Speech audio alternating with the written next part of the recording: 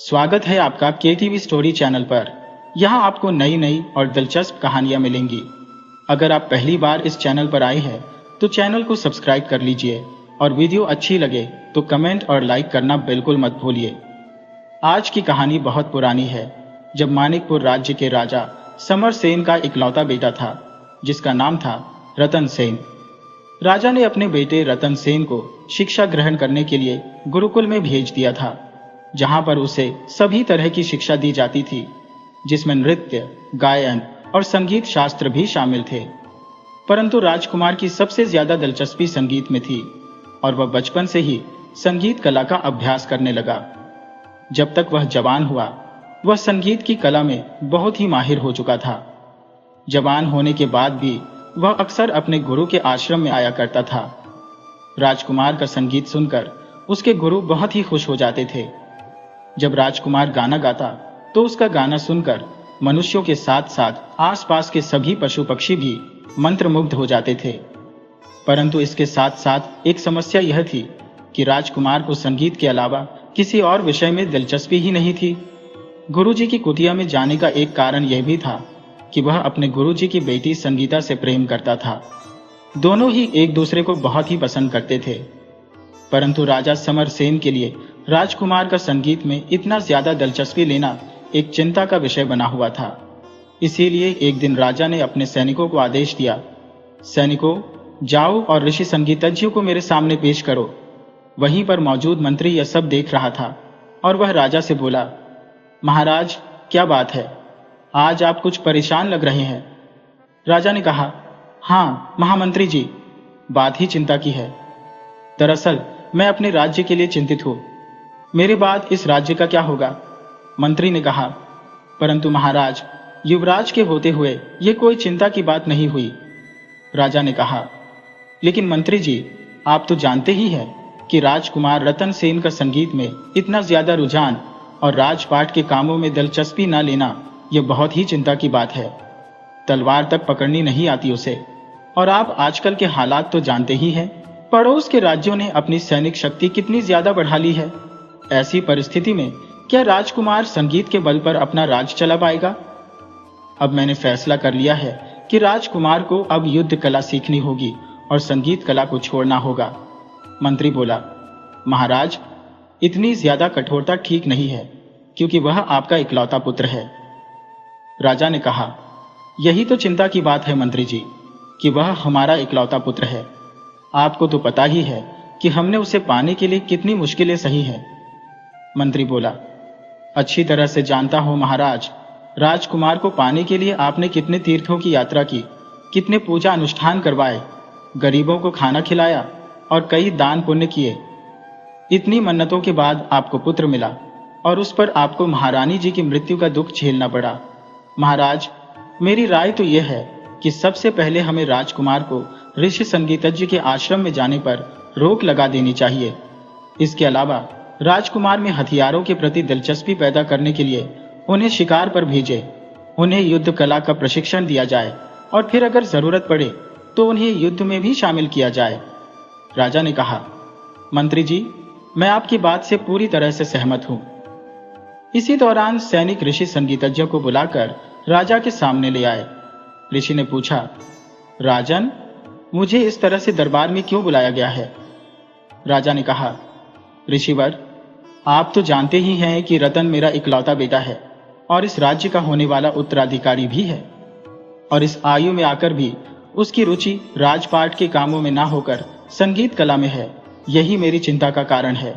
ऋषि बोले, परंतु राजन, इसमें मैं क्या कर सकता हूं? यह तो उस पर माता सरस्वती की कृपा है। राजा ने कहा, परंतु ऋषिवर, उसके मन में राजपाट के प्रति रुचि पैदा करके आप मेरी समस्या का समाधान कर सकते हैं। ऋषि ने पूछा, लेकिन वो कैसे राजन? राजा ने कहा, ऋषिवर, मैं चाहता हूं कि आप राजकुमार को संगीत से दूर कर दें। ऋषि ने कहा, यह तो असंभव है राजन, क्योंकि संगीत राजकुमार के प्राण है। उन्हें संगीत से दूर करना मानो उनके प्राणों को हर लेना हो। राजा ने कहा, परंतु ऋषिवर, अपने देश की रक्षा करने के लिए हमें इस काम को करना ही होगा, वरना आने वाला वक्त हमें धिक्कारेगा कि हमने अपने राज्य को एक ऐसा राजा दिया जो ठीक से अपने राज्य की रक्षा भी नहीं कर सकता। आप उसके गुरु हैं ऋषिवर, आप उसे समझाइए कि उसे संगीत के अलावा राजकाज के कार्यों में भी दिलचस्पी लेनी चाहिए। हो सके तो आप उसे अपनी कुटिया से दूर रखिए। ऋषि ने कहा, महाराज, मैं अपनी तरफ से पूरी कोशिश करूंगा। अगले दिन जब राजकुमार अपने गुरु की कुटिया में पहुंचा तो गुरुदेव उसे समझाने लगे, युवराज, अब तुम्हें संगीत कला को छोड़कर युद्ध कला का प्रशिक्षण लेना चाहिए। यह सुनकर राजकुमार कहने लगा, नहीं गुरुदेव, आप ऐसा मत कहिए। मैं भला संगीत कैसे छोड़ सकता हूं? संगीत में तो मेरी जान बसती है। गुरुदेव, अगर आप मेरी जान ही मुझसे छीन लेंगे तो मैं जिंदा कैसे रहूंगा? ऋषि बोले, युवराज, आपको अपने राज्य के प्रति कर्तव्य से जो बात भी विमुख करें उसे त्याग देना चाहिए, चाहे वह संगीत ही क्यों ना हो। तुम संगीत की लगन में यह भूल गए कि तुम एक राजकुमार हो और इस राज्य के होने वाले राजा भी हो।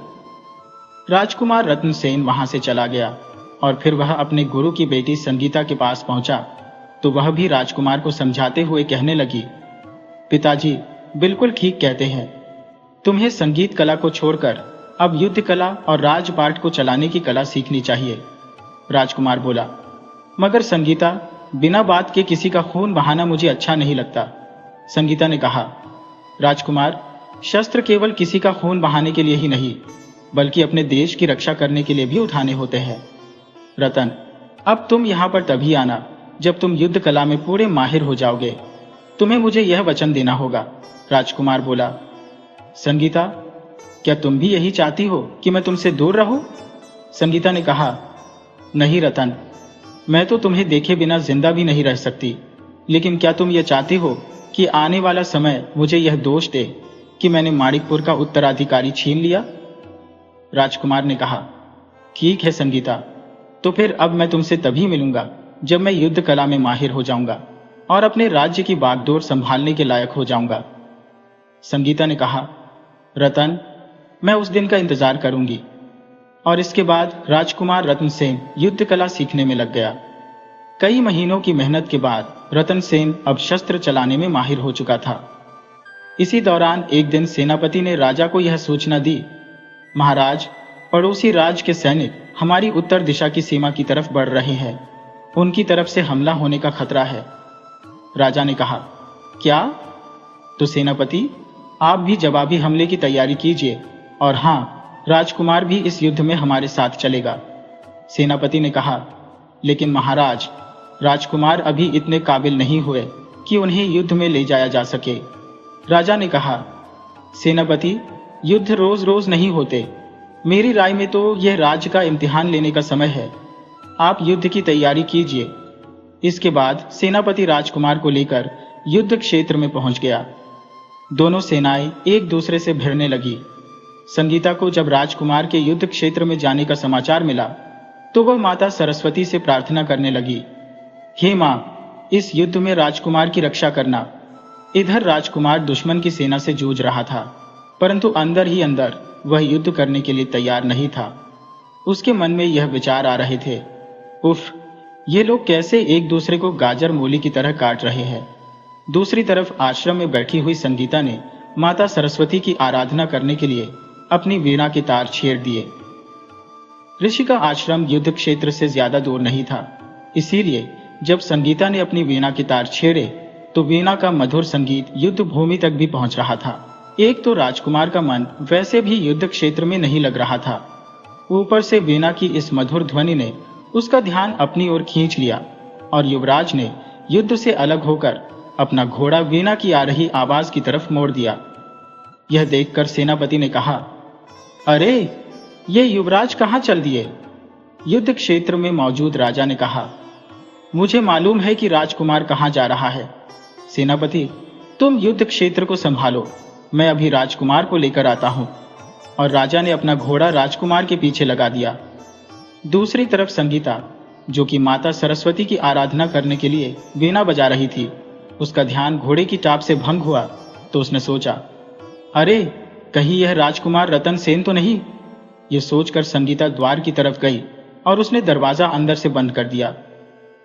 राजकुमार, जो कि आश्रम के बाहर पहुंच चुका था, उसने बंद दरवाजे पर संगीता को आवाज दी और कहने लगा, संगीता, तुमने दरवाजा क्यों बंद कर दिया और तुमने वीणा बजाना क्यों बंद कर दिया?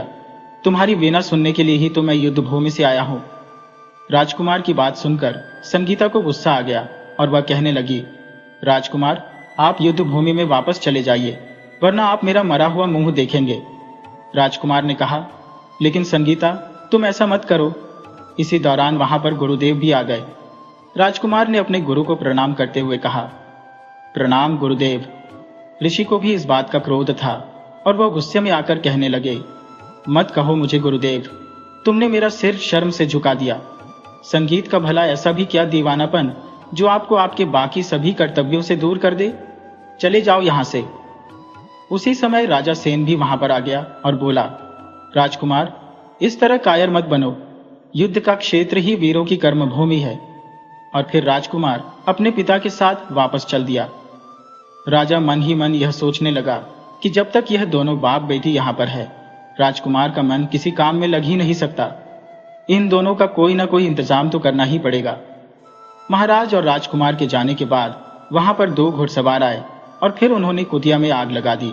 आग लगाने के बाद दोनों घुड़सवार जंगल में गायब हो गए। कुछ देर के बाद सब कुछ शांत हो गया। अगले दिन एक सैनिक ने राजा को यह खबर दी, महाराज, दुश्मन सेना ने ऋषि संगीतज्ञ की कुटिया को आग लगा दी और सब कुछ तबाह कर दिया। तभी राजकुमार बोला, गुरुदेव और संगीता तो ठीक है ना? सैनिक ने कहा, उनका तो कुछ भी पता नहीं चला युवराज। संगीता के कुछ गहने और शत्रु सेना के हथियार मिले हैं, बाकी सब कुछ जलकर राख हो गया है। युवराज दुखी होते हुए कहने लगा, नहीं नहीं, ये नहीं हो सकता। और संगीता करता हुआ वह महल से निकला और जंगल की तरफ दौड़ गया, जबकि उसके पिता उसे आवाजें देकर रोकते ही रह गए। जब राजकुमार घटनास्थल पर पहुंचा तो वहां का दृश्य देखकर उसके होश उड़ गए। भयंकर गर्जना करते हुए राजकुमार चीखने लगा, हथियारों, मैं तुम्हें जिंदा नहीं छोड़ूंगा। ये कहते हुए वह बेहोश होकर जमीन पर गिर गया। तभी राजकुमार के पीछे पीछे और लोग भी वहां पर पहुंच गए। सेनापति ने राजा से कहा, महाराज, लगता है राजकुमार ये हादसा सह नहीं पाए और बेहोश हो गए हैं। बेहोश राजकुमार को उठाकर महल ले जाया गया।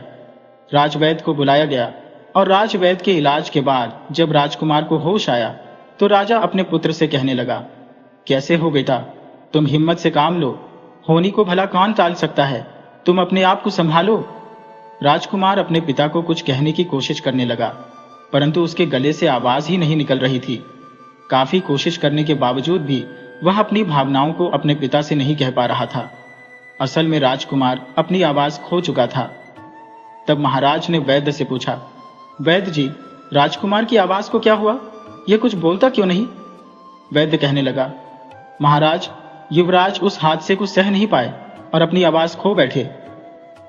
ये सुनकर राजा को एक धक्का सा लगा और वह बोला, हे भगवान, ये क्या अनर्थ हो गया?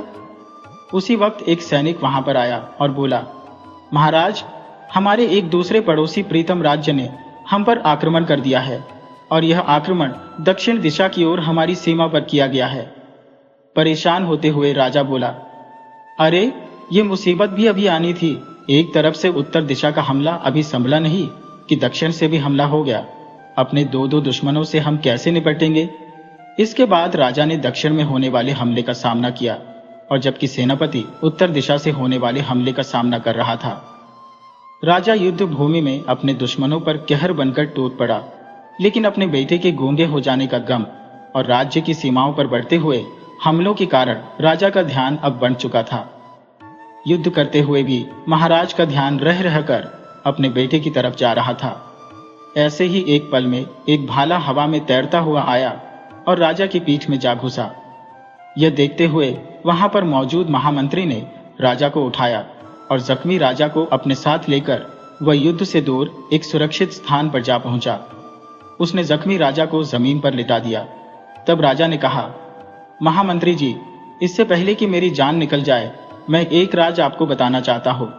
महामंत्री ने कहा, कहिए महाराज।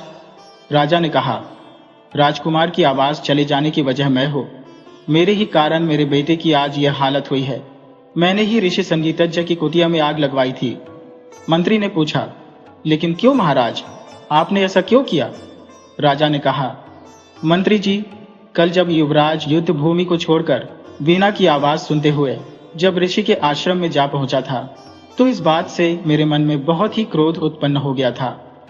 मैंने सोचा कि यह दोनों पिता और पुत्री मेरे बेटे की इस हालत के जिम्मेदार है, और मैंने गुस्से में आकर उनकी कुटिया में आग लगवा दी, और मैंने उन दोनों को चंदन वन के घने जंगलों में रहने के लिए मजबूर कर दिया। मंत्री बोला, महाराज, इसका मतलब वे दोनों जिंदा है और चंदन वन में है। राजा ने कहा, हाँ मंत्री जी, लेकिन आप मुझे वचन दीजिए कि यह राज अभी आप अपने दिल में ही रखेंगे और सही समय आने पर राजकुमार को बताएंगे, क्योंकि इस समय यही हमारे राज्य के हित में है। मंत्री जी, मुझे वचन दीजिए। मंत्री ने कहा, ठीक है महाराज, मैं आपको वचन देता हूं कि मैं इस बात को रहस्य ही रखूंगा और सही समय आने पर मैं राजकुमार को इसके बारे में बताऊंगा। इसके बाद राजा के प्राण निकल गए। सारा राज्य इस शोक में डूब गया। राजा की चिता को राजकुमार ने अग्नि दी। अभी महाराज की चिता ठंडी भी नहीं हुई थी कि तभी एक सैनिक एक और समाचार लेकर आ गया। वह मंत्री से कहने लगा, महामंत्री जी, दुश्मन देश की सेना ने एक बार फिर से आक्रमण कर दिया है। मंत्री घबरा गया और कहने लगा, इस समय अब क्या होगा? हमारी सेनाओं का नेतृत्व अब कौन करेगा? वहीं पर खड़ा हुआ राजकुमार, जिसके मुंह से अब शब्द नहीं निकलते थे, लेकिन उसने जोरदार चीख मारी। उसकी यह चीख इस बात का संकेत थी कि वह दुश्मनों के साथ भिड़ने को तैयार है। उसके पिता की मौत ने उसके अंदर बहुत ज्यादा क्रोध भर दिया था। राजकुमार अपनी सेना को लेकर रणक्षेत्र की ओर बढ़ गया। उसने रणक्षेत्र में जाते ही भयंकर मारकाट मचा दी। यह देखते हुए राजकुमार की सेना में भी अब उत्साह भर आया था। राजकुमार के युद्ध कौशल और उसके सैनिकों का यह उत्साह देखकर दुश्मन देश की सेना वहां से भाग निकली, और उधर दूसरी तरफ से हमला कर रहे राजा ने जब पहले राजा की हार देखी तो उसने भी अपनी सेनाएं वापस बुला ली। इस तरह से मानिकपुर में अब पूरी तरह से शांति हो चुकी थी। राज्य की प्रजा में खुशी की लहर दौड़ गई। सभी लोग यह कह रहे थे कि यह सब राजकुमार के कारण ही हुआ है। ये सब उनकी वीरता का ही नतीजा है।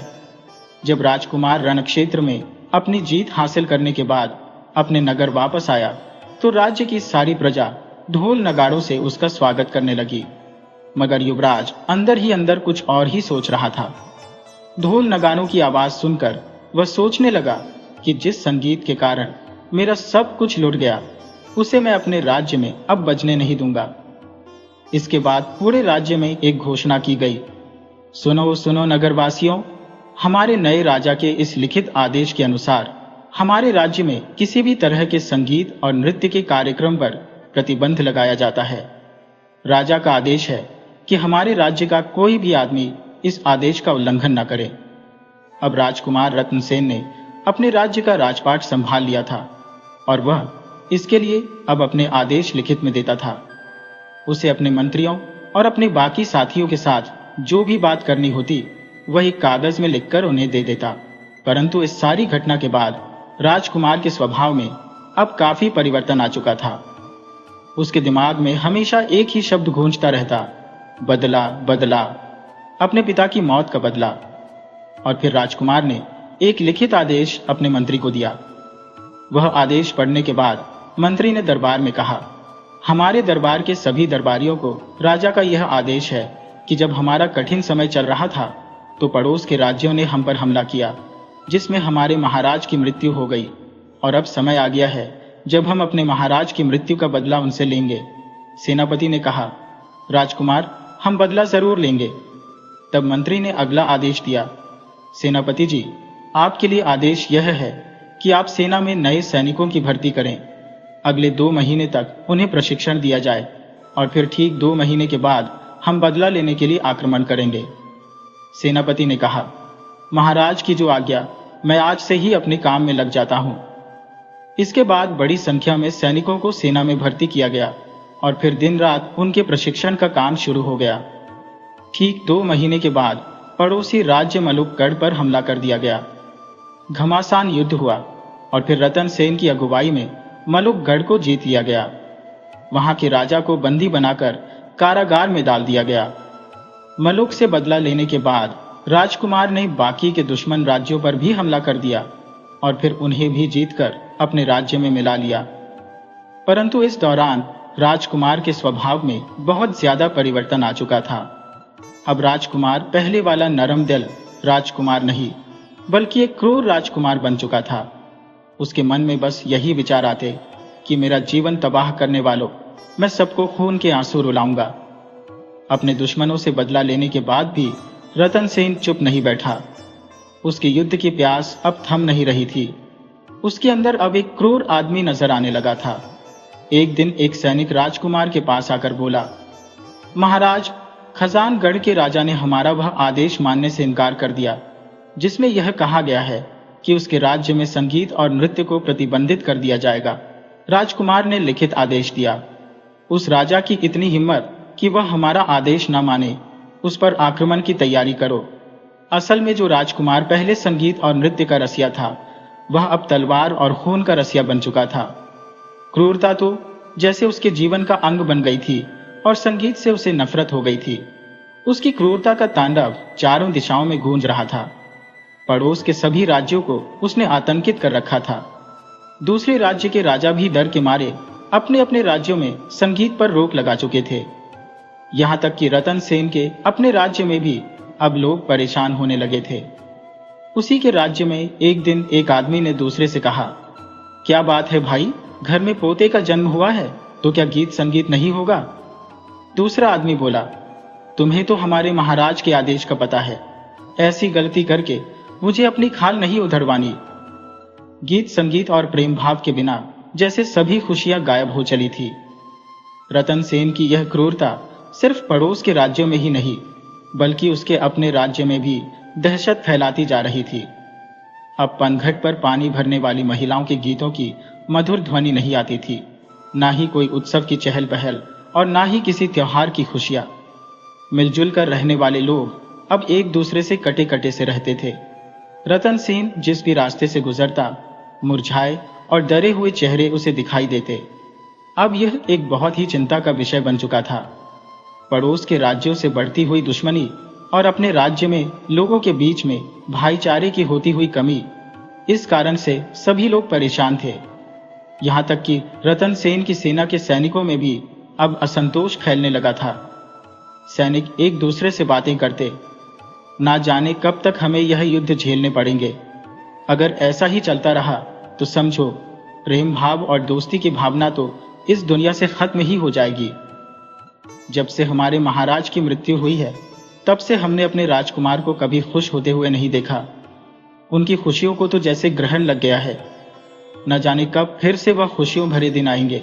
मैं तो यह प्रार्थना करता हूँ कि माँ सरस्वती एक बार फिर से हमारे राजकुमार की आवाज लौटा दे, ताकि फिर से सब कुछ पहले जैसा खुशनुमा हो सके। राज्य के ऐसे हालात देखकर सबसे ज्यादा अगर किसी को चिंता थी तो वह थे महामंत्री शिवदत्त।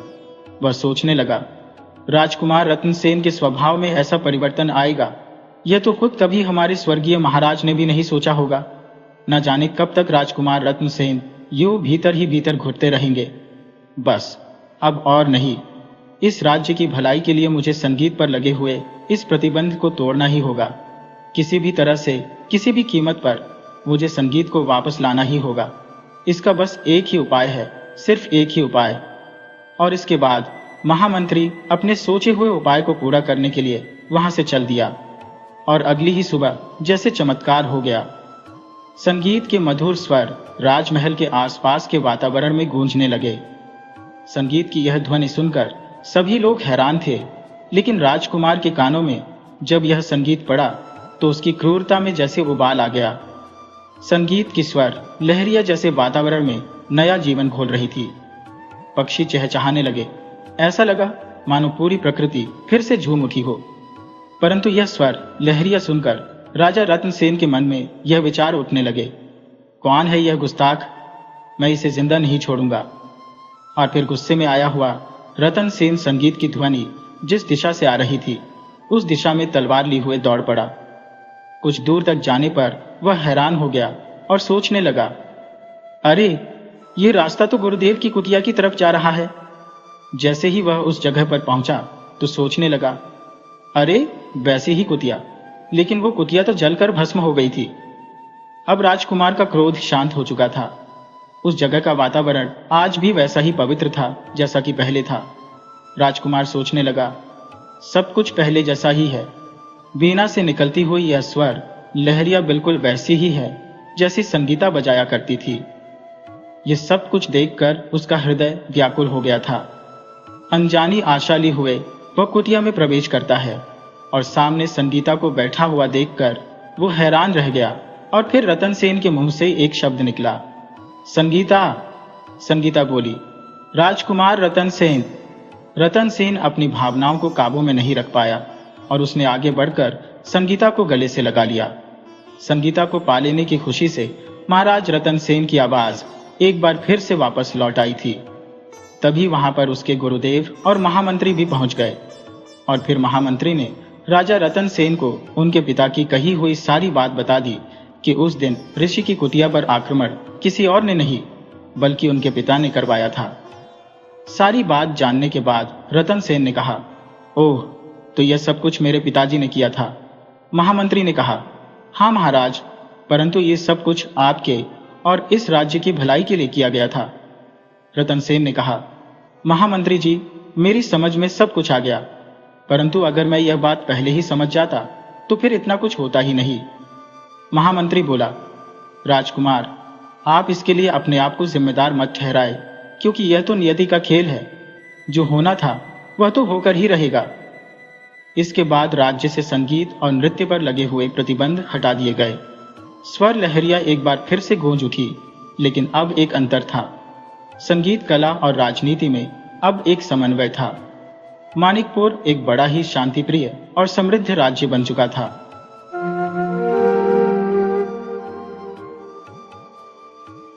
बुद्धिमान बुढ़िया की कहानी।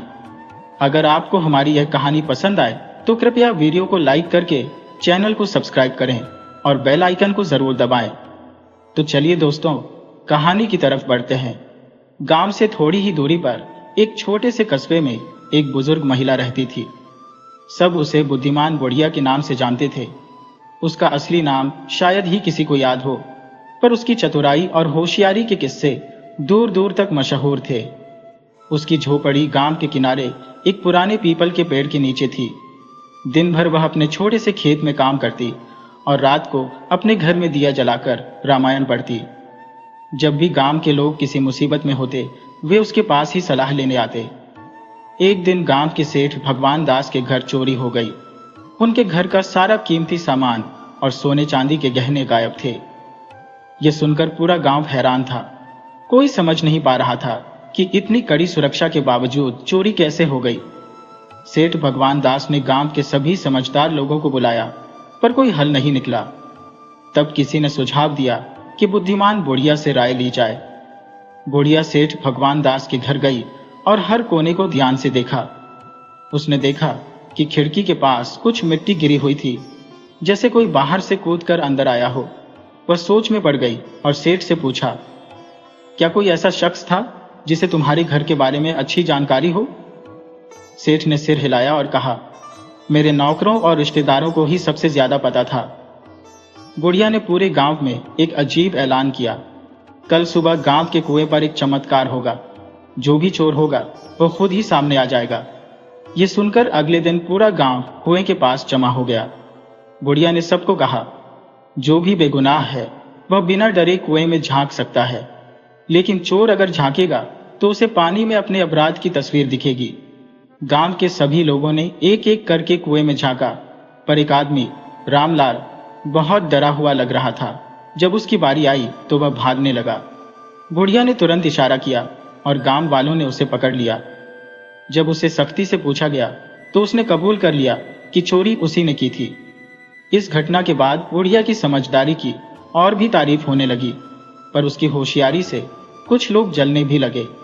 गांव के ठाकुर साहब को यह अच्छा नहीं लगा कि एक साधारण बुजुर्ग महिला इतनी मशहूर हो जाए। उन्होंने उसे बदनाम करने की साजिश रची। एक दिन ठाकुर साहब ने गांव में अफवाह फैला दी कि बुढ़िया के पास कोई गुप्त शक्ति है जिससे वह चोर पकड़ सकती है। धीरे धीरे कुछ लोगों ने उस पर शक करना शुरू कर दिया। कुछ का मानना था कि अगर वह इतनी ही चतुर है तो उसने अब तक खुद ही अमीर क्यों नहीं बन गई। एक रात ठाकुर ने अपने आदमियों को भेजकर बुढ़िया की झोपड़ी के पास एक झूठा सबूत रखवा दिया, जिससे यह साबित हो सके कि वह चोरों की सरगना है। अगली सुबह जब गांव के लोग वहां पहुंचे तो उन्हें कुछ सोने के सिक्के और कीमती सामान उसकी झोपड़ी में मिला। बुढ़िया को जबरन पंचायत में बुलाया गया। ठाकुर साहब ने कहा, देखो, यह औरत दूसरों की चोरियां पकड़ती थी, पर असल में यह खुद चोरों की सरगना निकली। बुढ़िया चुपचाप रही। उसने देखा कि ठाकुर के कुछ आदमी आपस में इशारों से बात कर रहे थे। उसने अपना दिमाग लगाया और गांव वालों से कहा, अगर मैं चोर होती तो यह सामान मेरी झोपड़ी में क्यों होता? क्या कोई चोर इतना मूर्ख होगा कि वह चोरी का माल अपने ही घर में रखे? गांव वाले इस बात पर सोच में पड़ गए। तभी एक आदमी ने हिम्मत करके कहा, कल रात मैंने ठाकुर साहब के 2 आदमियों को बुढ़िया की झोपड़ी के पास कुछ रखते देखा था। ये सुनते ही ठाकुर का चेहरा सफेद पड़ गया। जब ठाकुर के आदमियों को पकड़ा गया और उनसे सख्ती से पूछा गया तो उन्होंने सब कुछ उगल दिया। ठाकुर साहब की साजिश का पर्दाफाश हो गया और पंचायत ने उन्हें गांव छोड़ने का आदेश दिया। बुढ़िया की ईमानदारी और होशियारी फिर से साबित हो गई। गांव के लोग उसे और भी ज्यादा इज्जत देने लगे। अब जब भी कोई मुश्किल आती, लोग पहले उसकी राय लेने जाते। समय बीतता गया और बुद्धिमान बुढ़िया की कहानियां पीढ़ी दर पीढ़ी सुनाई जाने लगी। वह एक प्रेरणा बन गई कि सच्चाई और होशियारी से हर मुश्किल को हल किया जा सकता है। कुछ सालों बाद गांव में एक रहस्यमयी शख्स आया। वह गांव वालों से अजीब अजीब सवाल पूछने लगा और बुढ़िया के बारे में जानने की कोशिश करने लगा। लोग घबरा गए और बुढ़िया को इसकी खबर दी। बुढ़िया ने उस शख्स को अपने घर बुलाया और पूछा, तुम कौन हो और यहां क्यों आए हो? शख्स ने मुस्कुराते हुए कहा, मेरा नाम जय सिंह है। मैं एक व्यापारी हूं और सुना है कि आप बहुत होशियार हैं। मैं आपको एक चुनौती देना चाहता हूं। अगर आप इसे हल कर पाई तो मैं आपके गांव को सोने से भर दूंगा। गांव के लोग उत्सुकता से देखने लगे। बुढ़िया ने उसे चुनौती बताने को कहा। जय सिंह ने 3 पहेलियां पूछी जो बहुत मुश्किल थी। बुढ़िया ने अपनी सूझबूझ से उनका जवाब दिया और जय सिंह हैरान रह गया। उसने वादा निभाते हुए गांव के विकास के लिए बड़ा योगदान दिया। गांव में खुशहाली लौट आई। लेकिन बुढ़िया जानती थी कि जीवन में चुनौतियां कभी खत्म नहीं होती। एक दिन राजा के दरबार से संदेश आया कि राजा खुद बुढ़िया से मिलना चाहते हैं। यह खबर पूरे गांव में फैल गई। गांव वाले उत्साहित थे, पर बुढ़िया ने सोचा कि यह बुलावा किसी बड़ी परीक्षा का संकेत हो सकता है। राजमहल पहुंचने पर बुढ़िया ने देखा कि दरबार में कई विद्वान और मंत्री बैठे थे। राजा ने कहा, बुद्धिमान बुढ़िया, तुम्हारी होशियारी की कहानियां दूर दूर तक फैली हैं। मैं देखना चाहता हूं कि क्या तुम वास्तव में इतनी चतुर हो। अगर तुम मेरी दी गई चुनौती को हल कर पाई तो मैं तुम्हें अपने राज्य की राजगुरु बना दूंगा। बुढ़िया ने विनम्रता से सिर झुकाया और चुनौती सुनने को तैयार हो गई। राजा ने 3 सवाल पूछे। दुनिया की सबसे बड़ी सच्चाई क्या है? ऐसी कौन सी चीज है जो जितनी बांटी जाए उतनी ही बढ़ती है? अगर तुम्हारे पास कुछ भी ना हो तो तुम राजा को क्या उपहार दोगी? दरबार में खड़े सभी विद्वान चौंक गए। ये सवाल आसान नहीं थे, पर बुढ़िया मुस्कुराई और सोचने लगी। कुछ देर बाद उसने जवाब दिया, राजन, दुनिया की सबसे बड़ी सच्चाई मृत्यु है। इससे कोई नहीं बच सकता, चाहे वह राजा हो या गरीब। राजा ने सिर हिलाया। जवाब सही था। दूसरा उत्तर है ज्ञान। ज्ञान जितना बांटा जाता है उतना ही बढ़ता है। दरबार में सराहना होने लगी। फिर राजा ने तीसरा सवाल दोहराया। बुढ़िया ने अपनी खाली मुट्ठी राजा की ओर बढ़ाई और कहा, राजन, अगर मेरे पास कुछ भी नहीं है तो मैं आपको विनम्रता और सच्चाई का उपहार दे सकती हूँ। ये चीजें अनमोल होती है। राजा बहुत प्रभावित हुआ और घोषणा की, बुद्धिमान बुढ़िया, तुमने अपनी होशियारी फिर से साबित कर दी। मैं तुम्हें अपना सलाहकार नियुक्त करता हूँ ताकि तुम अपनी चतुराई से राज्य के फैसलों में मदद कर सको। बुद्धिमान बुढ़िया की बढ़ती प्रसिद्ध कुछ लोगों को पसंद नहीं आ रही थी। गांव में कुछ स्वार्थी और जलने वाले लोग उसे नीचा दिखाने के लिए नई चालें सोचने लगे। उनमें से एक था हरिराम, जो ठाकुर साहब के खास आदमी में से एक था। उसने गांव में अफवाह फैलाई कि बुढ़िया कोई साधारण इंसान नहीं, बल्कि तंत्र मंत्र जानने वाली कोई मायावी औरत है। धीरे धीरे गांव में यह अंधविश्वास फैलने लगा कि बुढ़िया की चतुराई के पीछे कोई गुप्त शक्ति है। कुछ भोले भाले लोग इस झूठी बात पर विश्वास करने लगे, जबकि कई लोग अभी भी उस पर भरोसा करते थे। लेकिन हरिराम और उसके साथियों ने बुढ़िया को फंसाने की ठान ली थी। एक दिन गांव के एक बड़े किसान राम स्वरूप की भैंस अचानक बीमार पड़ गई और मर गई। हरिराम और उसके साथियों ने तुरंत अफवाह फैला दी कि यह बुढ़िया की श्राप की वजह से हुआ है। अगर यह सचमुच अच्छी औरत होती तो इसकी झोपड़ी के आसपास हर कोई सुरक्षित रहता, पर देखो, इसकी नजर जिस पर भी पड़ती है उसका बुरा हो जाता है। हरिराम ने पंचायत में कहा, हमें इस औरत को गांव से निकाल देना चाहिए। कुछ लोग इस पर यकीन करने लगे, जबकि कुछ ने विरोध किया।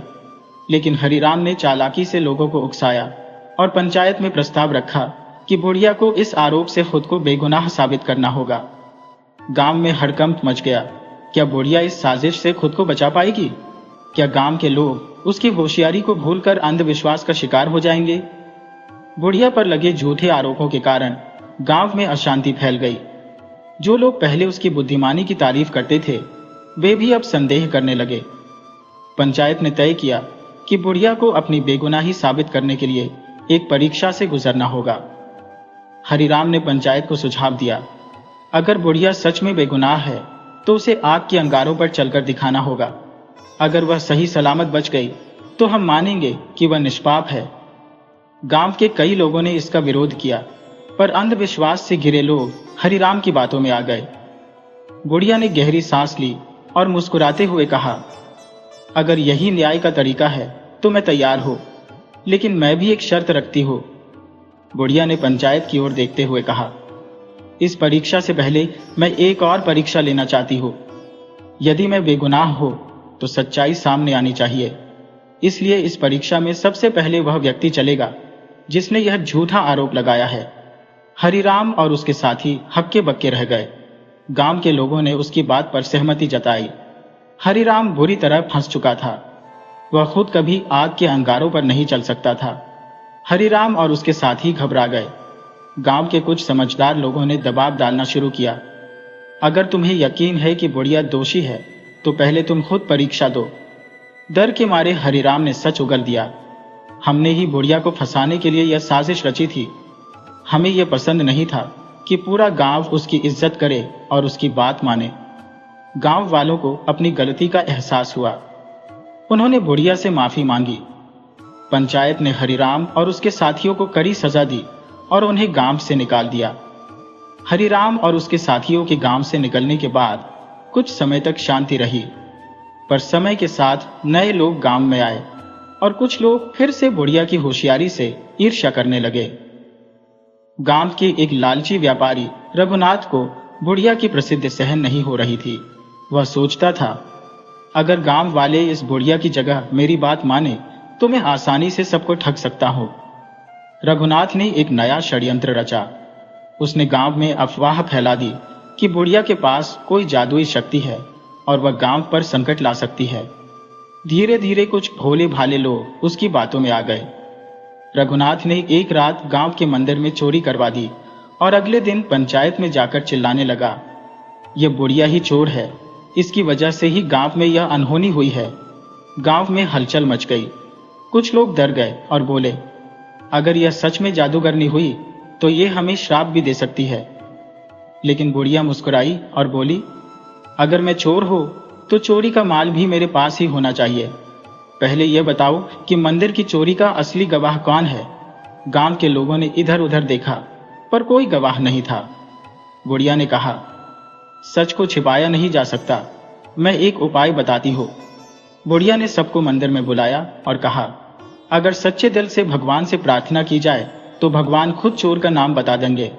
फिर उसने गांव के सभी लोगों को बारी बारी से मंदिर में प्रवेश करने को कहा और अंदर जाकर भगवान के सामने यह बोलने को कहा, मैं निर्दोष हूं। रघुनाथ के आदमी एक एक करके गए, पर जब रघुनाथ की बारी आई तो वह कांपने लगा। जैसे ही उसने मंदिर में कदम रखा, वह घबराकर बाहर भागने लगा। गांव वालों ने उसे पकड़ लिया और जब उसे सख्ती से पूछा गया तो उसने सच उगल दिया, मैंने ही चोरी करवाई थी, ताकि बुढ़िया को दोषी ठहराया जा सके। समय बीतता गया और बुद्धिमान बुढ़िया की ख्याति अब सिर्फ गांव तक सीमित नहीं रही, बल्कि आसपास के राज्यों तक फैल चुकी थी।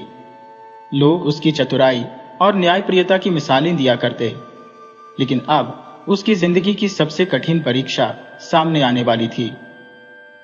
एक दिन राजा के दूत गांव में आए और उन्होंने घोषणा की, राजा ने बुद्धिमान बुढ़िया को अपने दरबार में बुलाया है। अगर वह राजा की परीक्षा में सफल हुई तो उसे राज्य की सबसे बड़ी सम्मानित सलाहकार बनाया जाएगा। अगर असफल हुई तो उसे हमेशा के लिए इस राज्य से निकाल दिया जाएगा। गांव के लोग घबरा गए, पर बुढ़िया मुस्कुराई और बोली, जब तक दिमाग सही दिशा में चलता रहे तब तक कोई भी परीक्षा कठिन नहीं होती। चलो राजा की चुनौती भी देख लेते हैं। राजा के महल में बुढ़िया का स्वागत बड़े सम्मान के साथ किया गया, पर राजा के चेहरे पर एक शरारती मुस्कान थी। उसने कहा, अगर तुम सच में इतनी होशियार हो तो 3 चुनौतियों को हल करके दिखाओ। अगर सफल हुई तो राज्य की मुख्य सलाहकार बनोगी, लेकिन अगर असफल हुई तो तुम्हें इस राज्य से निष्कासित कर दिया जाएगा। राजा के सामने 2 औरतें खड़ी थी और दोनों एक ही नवजात बच्चे को अपनी संतान बता रही थी। राजा ने बुढ़िया से कहा, तुम्हें बिना किसी सबूत के यह बताना होगा कि असली मां कौन है। बुढ़िया ने कुछ देर तक दोनों औरतों को देखा, फिर उसने एक चाल चली। उसने सैनिक से कहा, इस बच्चे को 2 हिस्सों में बांट दो ताकि दोनों औरतों को उसका बराबर हिस्सा मिल सके। पहली औरत तुरंत चिल्ला उठी, नहीं, ऐसा मत करो। मैं इस बच्चे को छोड़ने को तैयार हूं, पर इसे नुकसान मत पहुंचाओ। दूसरी औरत चुपचाप खड़ी रही। बुढ़िया मुस्कुराई और बोली, यही असली मां है, क्योंकि मां अपने बच्चे को मरते नहीं देख सकती। राजा और दरबारियों ने उसकी होशियारी की सराहना की। फिर राजा ने बुढ़िया को एक खाली मिट्टी का गमला दिया और कहा, इसमें सोने का बीज उगाकर दिखाओ, तभी तुम्हें अगली चुनौती मिलेगी। बुढ़िया ने हंसते हुए जवाब दिया, महाराज, सोने के बीज नहीं होते। अगर कोई कहे कि उसने सोने का पौधा उगाया है तो वह झूठा होगा। राजा ने ताली बजाई और कहा, तुमने यह चुनौती भी पार कर ली। बुद्धिमान बुढ़िया अब राजा की मुख्य सलाहकार बन चुकी थी, पर उसके लिए यह कोई सम्मान पाने की बात नहीं थी, बल्कि यह उसके जीवन की सबसे बड़ी जिम्मेदारी थी। वह जानती थी कि अगर उसने राजा को सही सलाह नहीं दी तो राज्य में अन्याय और अराजकता फैल सकती है। राजा ने बुढ़िया से कहा, मेरे दरबार में आए दिन लोग अपनी समस्याएं लेकर आते हैं।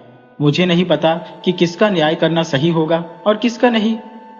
बुढ़िया ने मुस्कुराते हुए कहा, महाराज, न्याय वह होता है जिसमें किसी के साथ अन्याय ना हो।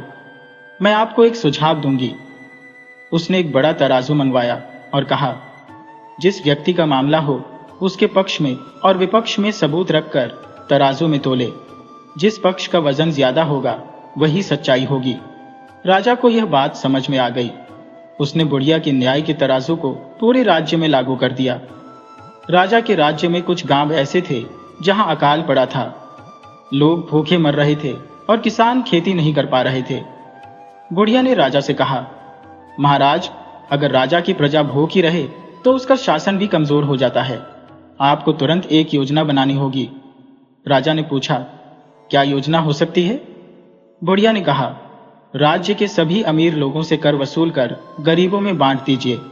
साथ ही हर गांव में एक अनाज कोठी बनाई जाए जहां हर व्यक्ति अपनी जरूरत के अनुसार अनाज ले सके, पर उसे उतना ही अनाज दिया जाए जितना वह मेहनत से वापस लौटा सके।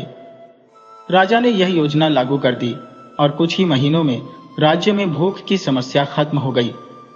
एक दिन राजा के दरबार में एक धनी व्यापारी आया। उसने कहा, महाराज, मेरे नौकरों ने मेरे खजाने से चोरी कर ली है, कृपया मुझे न्याय दिलाए। बुढ़िया ने उस व्यापारी की आंखों में देखा और पूछा, तुम्हारे पास कितना धन है? व्यापारी बोला, मेरे पास अनगिनत सोने चांदी के सिक्के हैं, मेरी गिनती में भी नहीं आते। बुढ़िया ने राजा से कहा, महाराज, जब इस व्यापारी को खुद ही नहीं पता कि उसके पास कितना धन है तो उसे यह कैसे पता चला कि चोरी हुई है? राजा को समझ में आ गया कि व्यापारी केवल लालच में आकर अधिक धन पाने की कोशिश कर रहा था। उसने व्यापारी को झूठ बोलने के जुर्म में सजा सुना दी।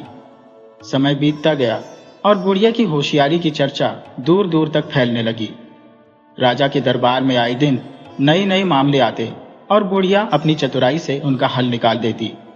लेकिन अब उसकी असली परीक्षा होने वाली थी। एक दिन राजा को खबर मिली कि पड़ोसी राज्य का राजा युद्ध की तैयारी कर रहा है। उसने अपने सैनिकों को सीमा पर तैनात कर दिया था और किसी भी वक्त आक्रमण कर सकता था। राजा चिंतित था। उसने तुरंत बुढ़िया को बुलाया। राजा ने कहा, माता, हमें क्या करना चाहिए? यदि युद्ध हुआ तो हमारे कई सैनिक मारे जाएंगे और प्रजा को भारी नुकसान होगा।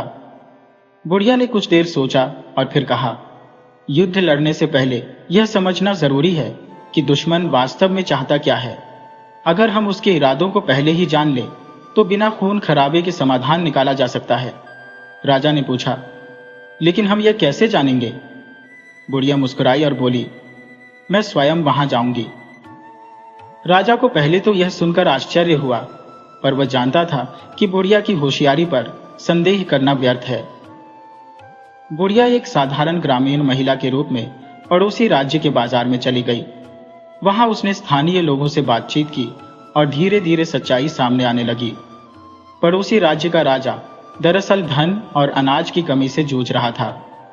उसके सैनिक असंतुष्ट थे और जनता में भी अस्थिरता थी। इसलिए वह युद्ध की धमकी देकर राजा से धन ऐंठना चाहता था। बुढ़िया वापस लौटी और राजा को सब बताया। उसने कहा, अगर हम इसे युद्ध में उलझने दें तो यह हमारे लिए भी नुकसानदायक होगा, लेकिन अगर हम इसे होशियारी से हल करें तो बिना रक्त बहाए जीत सकते हैं। राजा ने पूछा, कैसे? बुढ़िया बोली, उन्हें युद्ध के बजाय मदद की जरूरत है। हम उन्हें कुछ अनाज और व्यापारिक मदद की पेशकश करेंगे, पर एक शर्त पर कि वे हमारी संधि को स्वीकार करें और हमारे मित्र बने। राजा को यह सुझाव पसंद आया। उसने पड़ोसी राजा को संदेश भेजा और सहायता की पेशकश की। पड़ोसी राजा को भी समझ में आ गया कि युद्ध से उसे कुछ नहीं मिलेगा। उसने तुरंत संधि स्वीकार कर ली। इस तरह बिना तलवार उठाए ही युद्ध टल गया और दोनों राज्यों के बीच मित्रता हो गई। राजा ने बुढ़िया की चतुराई की एक बार फिर प्रशंसा की, लेकिन क्या यही बुढ़िया की आखिरी परीक्षा थी या फिर कोई और बड़ी चुनौती उसकी प्रतीक्षा कर रही थी? समय बीतता गया और बुढ़िया की चतुराई और न्यायप्रियता की चर्चा पूरे राज्य में ही नहीं बल्कि दूर दूर तक फैल गई। राजा ने उसे अपने दरबार में सम्मानित किया और सलाहकार बना लिया। एक दिन राजा ने बुढ़िया से पूछा, माता, आपने अपने जीवन में इतनी होशियारी से हर कठिनाई का हल निकाला, क्या आप हमें अपनी सबसे महत्वपूर्ण सीख देना चाहेंगी? बुढ़िया मुस्कुराई और कहा, राजन, 3 चीजें कभी न भूलना, सत्य, धैर्य और करुणा। राजा ने उत्सुकता से पूछा, इनका क्या महत्व है? बुढ़िया बोली, सत्य, अगर तुम्हारी नीयत सच्ची है तो संसार की कोई शक्ति तुम्हें हरा नहीं सकती। झूठ और छल से मिली जीत भी एक दिन हार में बदल जाती है। धैर्य, हर समस्या का समाधान समय के साथ आता है। जो व्यक्ति धैर्य रखता है वही सच्चा विजेता होता है। करुणा, अगर तुम्हारे निर्णयों में करुणा होगी तो तुम्हारा राज्य सदैव खुशहाल रहेगा। जो दूसरों के दुख को समझता है वह कभी अकेला नहीं होता। राजा ने बुढ़िया की इन सीखों को अपने जीवन में उतार लिया। उसने एक न्यायप्रिय शासन चलाया जिससे राज्य समृद्ध हुआ और प्रजा सुखी रही। कुछ वर्षों बाद जब बुढ़िया वृद्ध हो गई तो उसने अपना शेष जीवन समाज की सेवा में बिता दिया। लोगों के दिलों में वह केवल एक चतुर बूढ़ी औरत नहीं बल्कि एक ज्ञान की देवी बन गई। जब वह इस दुनिया से विदा हुई तो राजा ने उसकी स्मृति में एक विशाल पुस्तकालय बनवाया जहां लोग आकर ज्ञान प्राप्त कर सकें।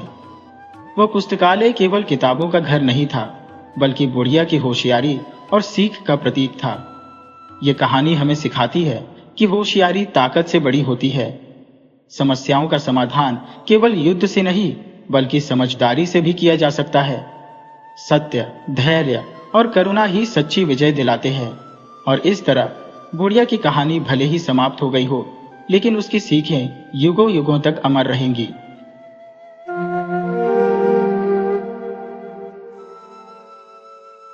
चतुर पंडिताइन की कहानी। अगर आपको हमारी यह कहानी पसंद आए तो कृपया वीडियो को लाइक करके चैनल को सब्सक्राइब करें और बेल आइकन को जरूर दबाएं।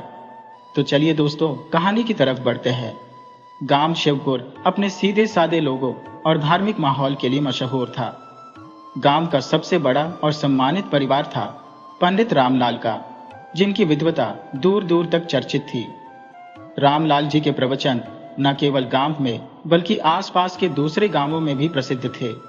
लेकिन जितनी चर्चा पंडित जी की थी, उससे कहीं ज्यादा चर्चा उनकी नई बहू सावित्री की होने लगी थी। सावित्री जब पहली बार अपने मायके से पंडित परिवार में आई तो देखने वालों की आंखें ठहर गईं।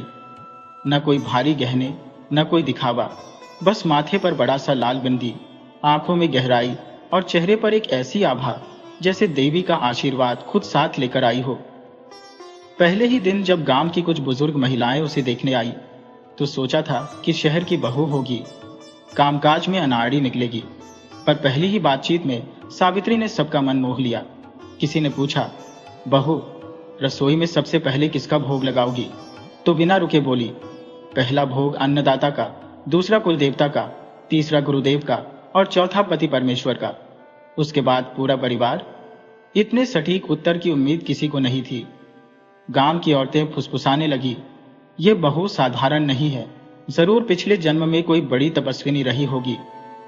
पंडित परिवार की परंपरा थी कि हर नई बहू को पहले ही हफ्ते में शिव मंदिर में 56 भोग चढ़ाने का जिम्मा दिया जाता।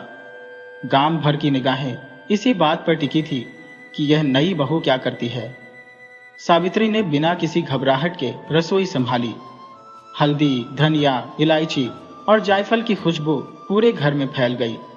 कोई देखकर चौंकता, कोई चुपके से मुस्कुराता, क्योंकि किसी को भरोसा नहीं था कि यह काम नई बहू अकेले कर पाएगी। लेकिन जब भोग तैयार हुआ तो एक एक व्यंजन ऐसा लगा जैसे देवी अन्नपूर्णा ने अपने हाथों से बनाया हो। मंदिर में जब भोग पहुंचा तो पुजारी ने गिनती की, पूरे 56 व्यंजन थे, बल्कि एक और ज्यादा।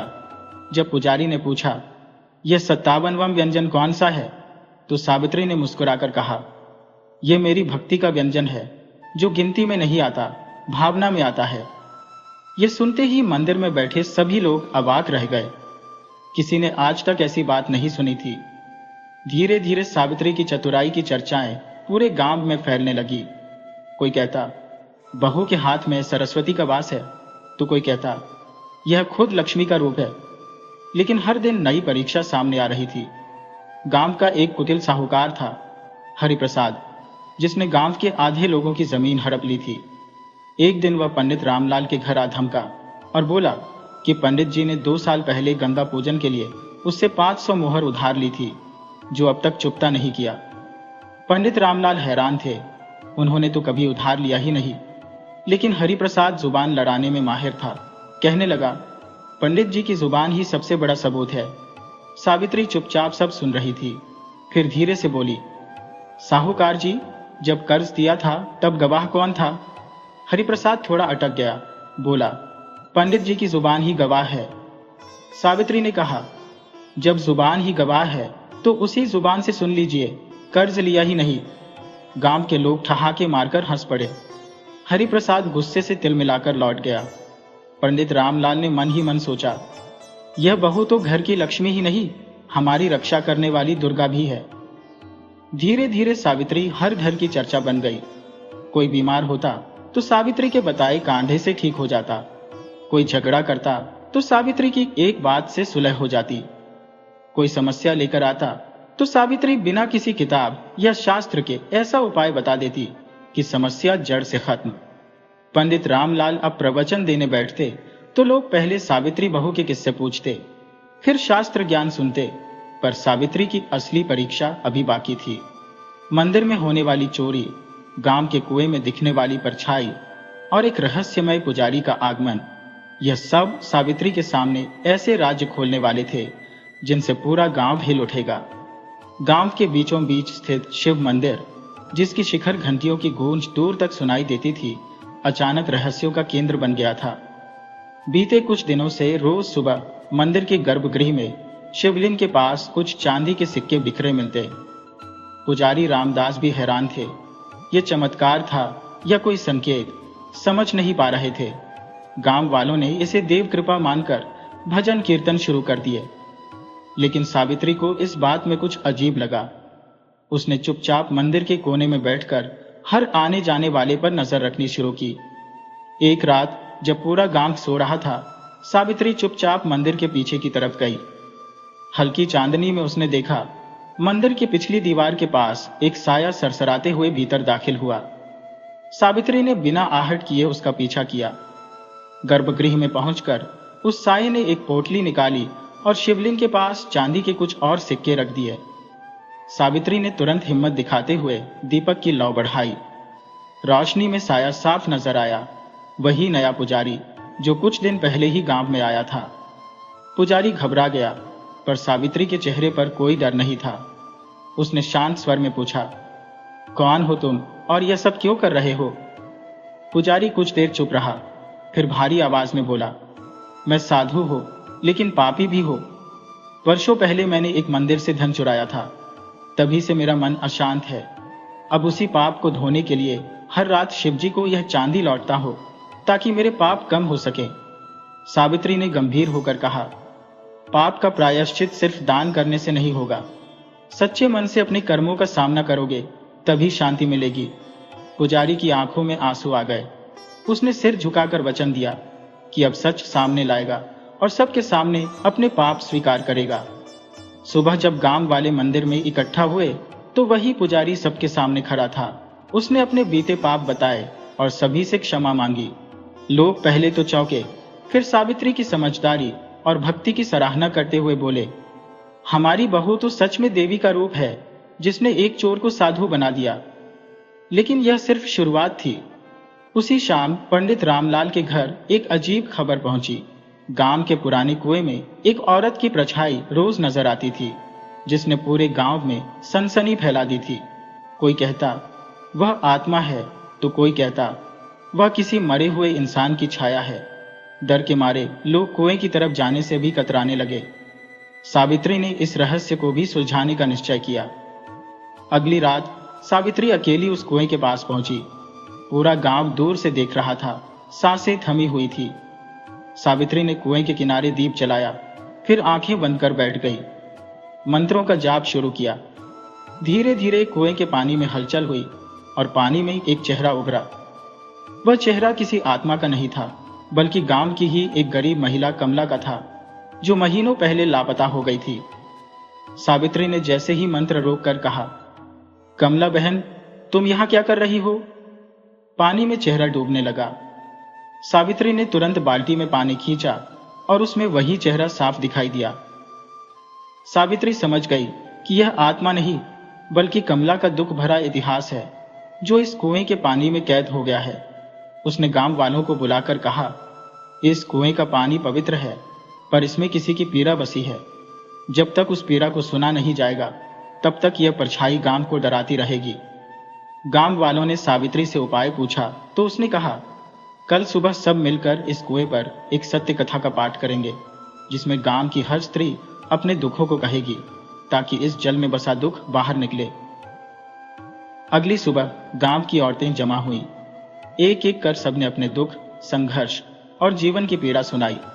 किसी ने पति की बेरुखी, किसी ने गरीबी, किसी ने अपनी खोई हुई संतान का दर्द बांटा। धीरे धीरे कुएं का पानी बिल्कुल शांत हो गया। कमला की परछाई दोबारा कभी नजर नहीं आई। गांव की औरतों ने सावित्री को देवी स्वरूप मानकर उसकी पूजा शुरू कर दी। पंडित रामलाल ने अपनी पत्नी से कहा, हमने तो सोचा था पढ़ी लिखी बहू घर संभालेगी, पर यह तो पूरी दुनिया का संताप हरने आई है। सावित्री बस मुस्कुरा दी, पर उसकी मुस्कान में भी एक रहस्य छुपा था। क्या यह उसकी चतुराई थी या सच में कोई दिव्य शक्ति उसे राह दिखा रही थी? यह कोई नहीं जानता था। गांव में सावित्री के चमत्कारों की चर्चा अब सिर्फ पड़ोसी गांवों तक ही सीमित नहीं थी, बल्कि आसपास के जिलों तक फैल चुकी थी। लोग उसे देवी का अवतार मानने लगे थे, मगर सावित्री अपने अंदर किसी ईश्वरीय शक्ति का दावा नहीं करती थी। उसका मानना था कि हर समस्या का हल धैर्य और चतुराई से किया जा सकता है। एक दिन गांव में एक व्यापारी का आगमन हुआ।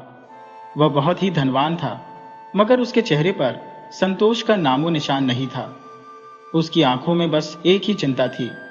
उसका इकलौता बेटा महीनों से बीमार था। बड़े बड़े वैद्य, झाड़ फूंक करने वाले, यहां तक कि तांत्रिकों को भी बुला चुका था, मगर लड़के की हालत दिन ब दिन बिगड़ती जा रही थी। किसी ने व्यापारी को सावित्री का नाम बताया। व्यापारी तुरंत अपने बेटे को बैलगाड़ी में लेकर सावित्री के दरवाजे आ पहुंचा। सावित्री ने लड़के को देखा। उसकी आंखों के नीचे काले गड्ढे, चेहरा बुझा हुआ और शरीर इतना कमजोर कि हड्डियां तक झलक रही थी। व्यापारी ने रोते हुए कहा, माँ, मेरा बेटा बचा लो। मैंने सुना है तुम्हारे पास देवी शक्ति है। अगर तुम चाहो तो इसे नया जीवन दे सकती हो। सावित्री ने कोई वादा नहीं किया, बस शांत स्वर में पूछा, इस बच्चे को सबसे ज्यादा क्या पसंद है? व्यापारी ने बताया, इसे मिठाई बहुत पसंद है, खासकर गुड़ के लड्डू, मगर बीमारी के बाद से कुछ भी नहीं खा पाता। सावित्री मुस्कुराई और बोली, तो इसका इलाज भी गुड़ के लड्डू से ही होगा, मगर इस लड्डू को बनाने के लिए पूरे गांव की औरतों का सहयोग चाहिए। क्या तुम तैयार हो? व्यापारी ने सिर हिलाया और सावित्री ने पूरे गांव में ऐलान करवाया कि अगले दिन हर घर की औरतें एक एक मुट्ठी आटा, गुड़ और घी लेकर चौपाल पर जमा होंगी। गांव वाले समझ नहीं पाए कि यह कैसी विद्या है, मगर अब तक सावित्री पर जो भरोसा बन चुका था, उसके आगे सवाल उठाने की किसी की हिम्मत नहीं हुई। अगले दिन गांव की औरतें अपनी अपनी पोटली लेकर आईं।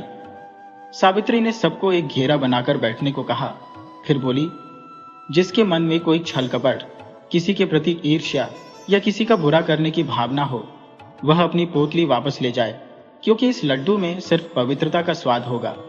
कुछ औरतों ने सिर झुका लिया, कुछ ने पोटली वापस ले ली, मगर ज्यादातर वहीं बैठी रही।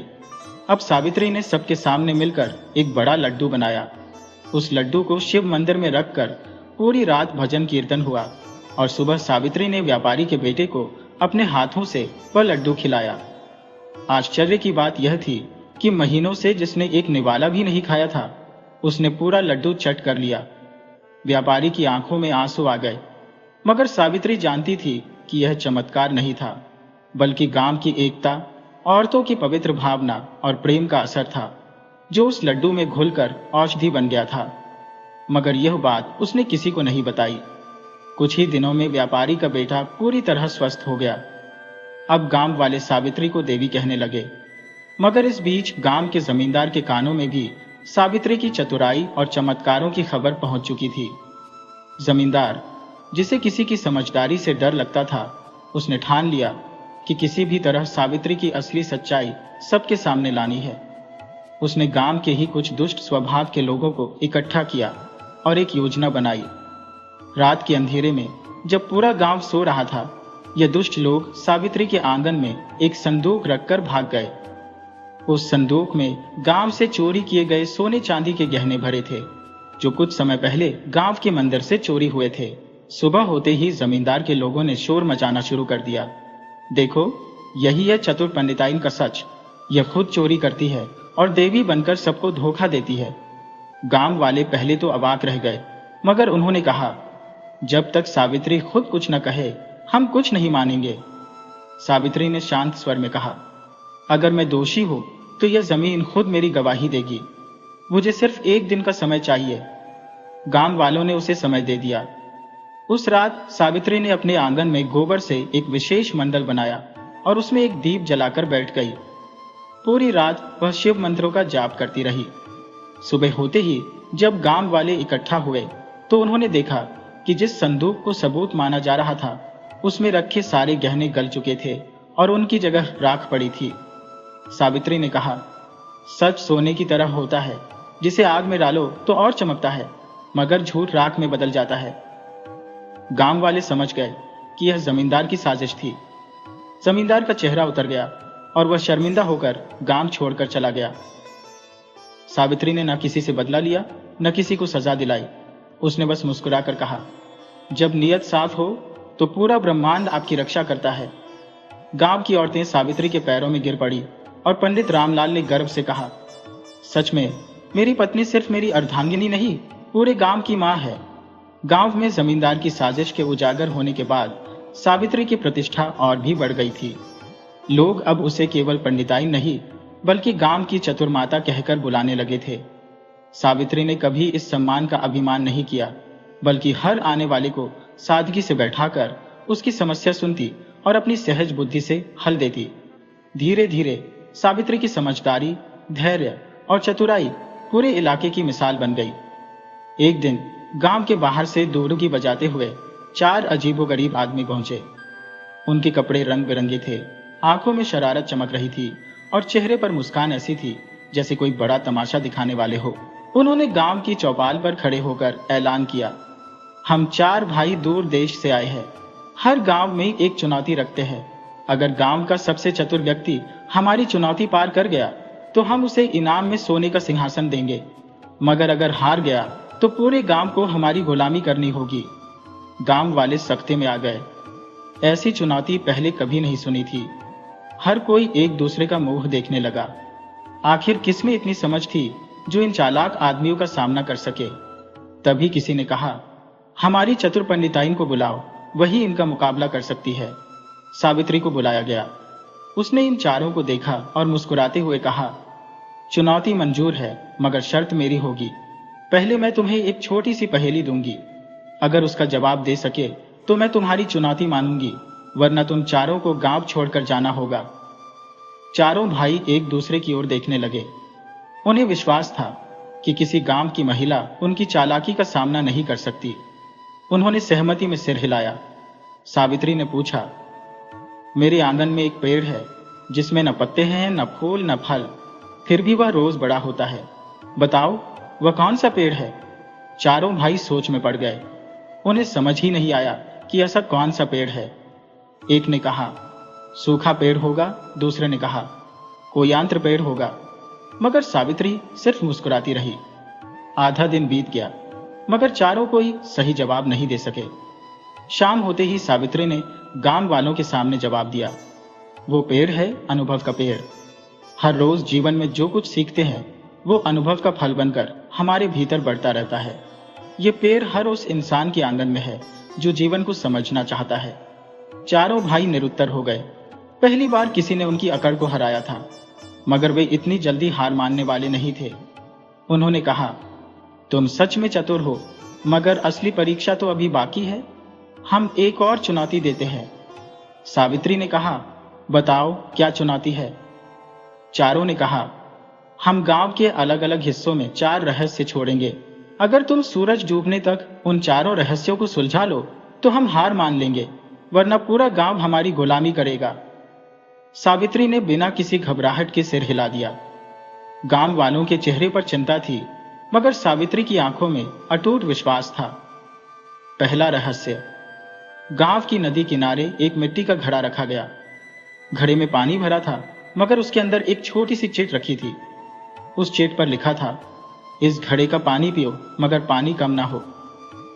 सावित्री ने घड़ा उठाया और बिना एक बूंद पानी गिराए नदी किनारे रखे केले के पत्ते को मोड़ा और पत्ते की नोक से चिट बाहर निकाल ली। उसने पानी को छुए बिना रहस्य हल कर दिया। दूसरा रहस्य। गांव की चौपाल पर एक बड़ा ताला लगा संदूक रखा गया, जिसके ऊपर लिखा था, इस ताले को बिना चाबी और बिना तोड़े खोलो। सावित्री ने थोड़ा सोचा, फिर पास ही खड़े एक छोटे बच्चे को बुलाया। उसने कहा, बेटा आंखें बंद करो और अपने हाथ इस ताले पर रख दो।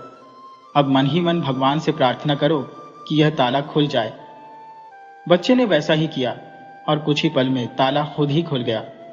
दरअसल वो ताला नकली था, जो सिर्फ दिखाने के लिए बंद था। सावित्री ने यह चालाकी तुरंत समझ ली थी। तीसरा रहस्य। गांव के पीपल पेड़ के नीचे एक मिट्टी की गुड़िया रखी गई और लिखा था, इस गुड़िया को बिना हाथ लगाए पानी में डालो।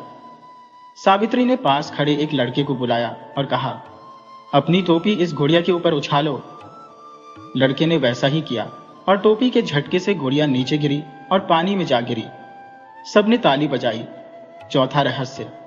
गांव के मंदिर में एक घंटी बांधी गई थी, जिसके नीचे लिखा था, इस घंटी को बजाओ मगर हाथ से नहीं। सावित्री ने एक पतली रस्सी ली और उसे हवा में घुमाकर घंटी से बांध दिया। फिर उसने रस्सी को खींचा और घंटी अपने आप बजने लगी। चारों भाई सन्न रह गए। उन्होंने पहली बार अपने से ज्यादा चतुर दिमाग देखा था। सूरज डूबने से पहले ही उन्होंने हार मान ली और गांव वालों के सामने सिर झुका लिया। सावित्री ने उन्हें डांटा नहीं, बल्कि कहा, चालाकी से बड़ा है सच्चाई का ज्ञान। अगर अपनी चतुराई का इस्तेमाल लोगों की भलाई के लिए करोगे तो तुम्हारी बुद्धि का असली सम्मान होगा। चारों भाई शर्मिंदा होकर गांव छोड़कर चले गए और सावित्री का नाम दूर दूर तक प्रसिद्ध हो गया। चारों धूर्त भाइयों की हार के बाद सावित्री की ख्याति सिर्फ उनके गांव तक सीमित नहीं रही, बल्कि आसपास के गांवों में भी उसकी चतुराई के किस्से मशहूर हो गए। अब तो दूर दूर से लोग अपनी मुश्किलें लेकर सावित्री के पास आने लगे। कोई कानूनी झगड़े सुलझाने आता तो कोई जमीन जायदाद के बंटवारे का हल पूछता।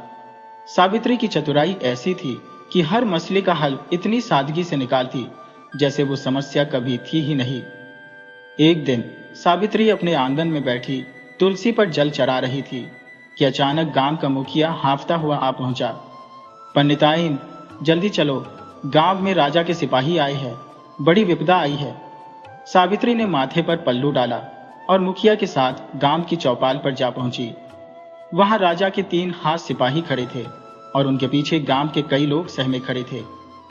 सिपाही ने ऐलान किया, राजा ने फरमान भेजा है, हमारे राजमहल की सबसे कीमती सोने की मूर्ति चोरी हो गई है। खबर मिली है कि चोर इसी गांव में छुपा है। अगर आज शाम तक चोर नहीं पकड़ा गया तो पूरा गांव दंडित होगा। गांव में सन्नाटा छा गया। लोग एक दूसरे का मुंह देखने लगे।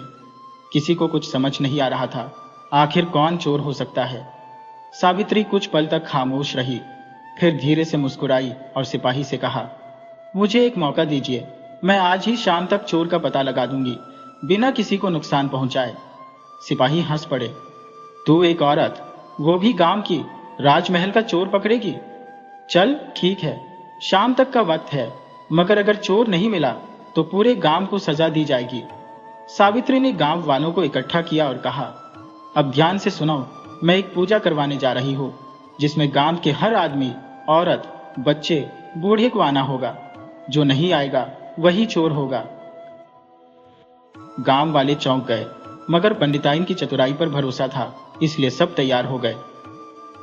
शाम ढलते ही सावित्री ने गांव के बीचों बीच बड़ा सा चौबारा सजवाया। एक मिट्टी का बड़ा घड़ा रखा जिसके चारों तरफ हल्दी चंदन का लेप था। ऊपर आम की पत्तियां और गेंदे के फूल लटक रहे थे। सावित्री ने सबको बुलाकर कहा, यह घड़ा देवी का है, इसमें एक खास जल भरा है। हर आदमी इस जल में अपनी उंगली डुबोकर माथे पर लगाएगा और सच्चाई की शपथ लेगा। कहते हैं जो पवित्र होगा उसका माथा ठंडा रहेगा, मगर जिसने चोरी की होगी उसके माथे पर जल लगते ही जलन होगी। गांव वाले एक एक कर आगे आए और जल माथे पर लगाया। किसी को जलन नहीं हुई। धीरे धीरे सबकी बारी आई। तभी एक आदमी जो गांव के बाहर का नया बसने वाला था, वह पीछे हटने लगा। सावित्री की नजर उस पर पड़ी और उसने मुस्कुराकर कहा, क्या हुआ भाई, डर क्यों रहे हो? आओ, देवी का जल माथे पर लगाओ। उस आदमी के माथे पर पसीना आ गया। उसने बहाना बनाया, मुझे बुखार है, मैं बाद में आऊंगा। सावित्री ने सख्त आवाज में कहा, चोरी का डर बुखार से बड़ा होता है। अगर निर्दोष हो तो जल माथे पर लगाओ। वह आदमी घबरा गया और दौड़कर भागने लगा। सावित्री ने पहले ही 2 लड़कों को इशारा कर दिया था। उन्होंने उसे पकड़ लिया। सावित्री ने सिपाहियों से कहा, यही है राजमहल का चोर, इसकी गठरी में सोने की वही मूर्ति मिलेगी। सिपाहियों ने गठरी खोलकर देखी तो वही चोरी की मूर्ति निकली। गांव वालों ने ताली बजाई। सिपाही भी हैरान रह गए। सावित्री ने बताया, चोर हमेशा अपने डर से पकड़ा जाता है। मेरे जल में कोई चमत्कार नहीं था, मगर जिसने चोरी की थी उसके दिल का डर ही उसकी हार बन गया। सिपाही चोर को पकड़कर ले गए और गांव वालों ने फिर एक बार चतुर पंडिताइन की जय जयकार की। उस रात सावित्री अपने आंगन में बैठी थी जब पंडित जी ने मुस्कुराते हुए कहा, तुम्हारी चतुराई तो अब राजमहल तक पहुंच जाएगी, मगर मुझे एक बात समझाओ, तुम इतनी होशियारी लाती कहां से हो? सावित्री ने हंसते हुए कहा, सीधी बात है पंडित जी, दुनिया में हर समस्या का हल आसपास ही होता है, बस देखने वाली नजर चाहिए। जिसने जिंदगी को सवालों की किताब मान लिया उसके लिए जवाब खुद ब खुद आ जाते हैं। रात गहरी हो रही थी, मगर सावित्री के आंगन में तुलसी के दीपक की लौ वैसे ही टिमटिमाती जैसे उसकी चतुराई की रोशनी पूरे गांव में फैल चुकी थी। कुछ महीने बीत गए। सावित्री की चतुराई के किस्से अब सिर्फ गांव तक सीमित नहीं रहे, बल्कि राजा के दरबार तक पहुंच चुके थे। एक दिन खुद राजमहल से बुलावा आया। राजा ने सावित्री को सम्मानित करने का निर्णय लिया था। राजमहल में जाने से पहले सावित्री ने अपने पुराने फटे पल्लू को बड़े प्यार से माथे से लगाया और कहा, यही मेरी असली पहचान है, यही मेरी ताकत भी। चतुराई कपड़ों से नहीं, सोच से आती है। दरबार में पहुंचते ही राजा ने पूछा, पंडिताइन, तुम्हारी चतुराई का राज क्या है? सावित्री मुस्कुराई और बोली, राजा जी, चतुराई वही है जो बिना किसी को हराए सबका भला कर दे।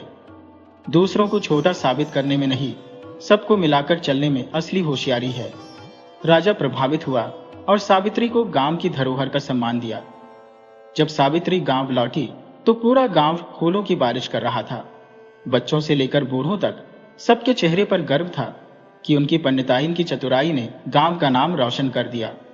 उस रात जब सावित्री तुलसी के चौरे पर दीप जलाने बैठी तो पंडित जी ने हंसकर कहा, अब तो तुम्हारी चतुराई की किताब भी लिखी जा सकती है। सावित्री ने मुस्कुराकर कहा, किताबें तो मिट्टी हो जाती हैं पंडित जी, असली चतुराई वह है जो पीढ़ियों के दिल में घर कर जाए। और सच में सावित्री की कहानी गांव की गलियों से निकलकर पीढ़ियों की जुबान पर हमेशा के लिए अमर हो गई।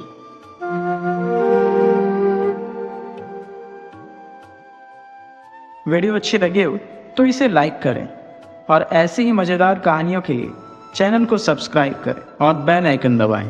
ज़्यादा से ज़्यादा अपने दोस्तों को शेयर करें। धन्यवाद।